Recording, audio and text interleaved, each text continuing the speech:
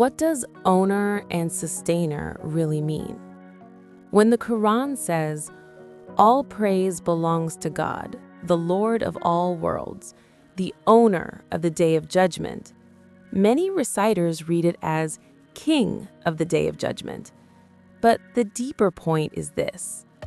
The word Lord, Rabb, already includes the meaning of ownership. Not just any ownership, but ownership with care, guidance, and constant management. So when we say Lord of all worlds, we are talking about a God who is not only the owner of everything, but also the one who nurtures, sustains, and directs everything moment by moment. But what does ownership really mean? As humans, we usually understand ownership in a social way. We say, "This house is mine. This car belongs to me," meaning the law recognizes it as ours. Society accepts it. Others cannot use it without our permission. This kind of ownership depends on contracts and laws, can end if laws change or if we die. So it is not real ownership. It is temporary and symbolic. Real ownership is different. There is another kind of ownership, one that is real, natural, and not based on contracts, like our eyes, our ears, our hands and feet, our abilities and senses. Why are these truly ours? Because their existence depends on our existence. They have no independent identity without us. We use them directly, without permission or mediation.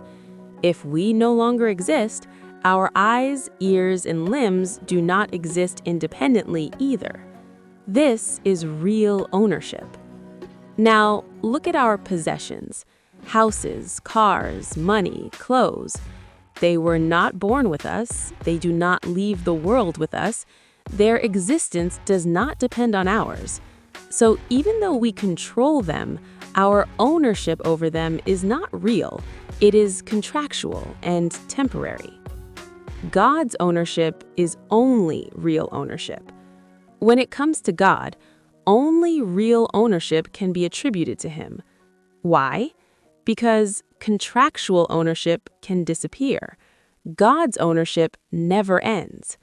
If God were not there, no earth, no sky, no human, no life, no existence at all.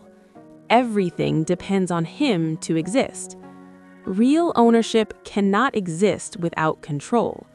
Here is a crucial point.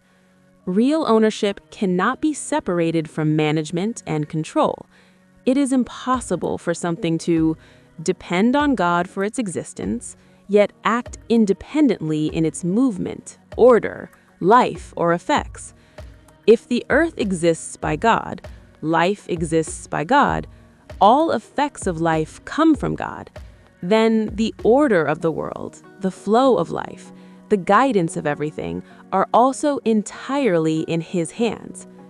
The meaning becomes complete. So when the Quran says, "Lord of all worlds," it means God is the true owner of everything, and at the same time, the one who constantly sustains, manages, and guides everything moment by moment. Not a distant owner, not a careless owner, but an owner who at every moment holds the universe together, keeps it moving, and leads it towards its purpose. And that is the true meaning of owner and sustainer.